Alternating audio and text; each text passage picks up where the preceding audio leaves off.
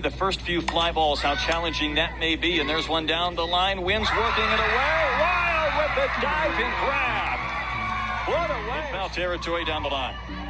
Starting this game in exciting fashion, Alexa Wilde, look out. She had a lot of room to travel on this ball in foul territory. I mean, somersault and all after the dive. So last summer, I was playing in a national tournament with my club softball team, and I was warming up to pitch, and I noticed just some little things, like my arm felt like it was kind of dead arm, it was swollen, the veins were kind of bulging. I didn't really think anything of it. She kind of came up to us right after warming up. She told her coach, she showed my wife, and then they brought her over to show me. We started to head to the trainer, but because my wife had had this before, we kind of knew what it was probably. They sent me to the hospital, the nearest one, and they ended up finding a blood clot in my subclavian vein, which is, I believe, right under my first rib and collarbone. And I had thoracic outlet syndrome, which is where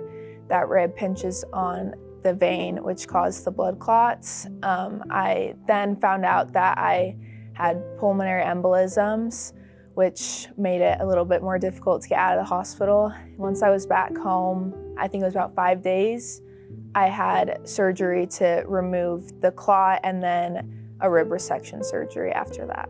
Taking out the rib is basically so it wouldn't happen again, and she wanted to be able to play softball again. So they went in there to take out the clot first, and then they took out the rib next. And that was so that she would be able to go out and do what she loves to do. The surgery was hard, long, I had to start over everything, but my physical therapist was super helpful with the whole situation, and I couldn't have been luckier with that situation. With Alexa being a pitcher, there were some unique things that we had to look at, and even from day one when she could, it was hard for her to breathe even at that point.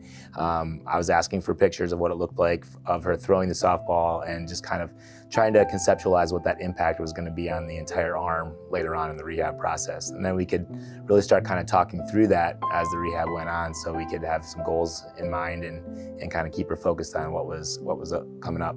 It's hard watching everyone play, and you can't even lift up your arm to throw a softball during that time, which was difficult. But being around my teammates, it kind of helped distract that in a way.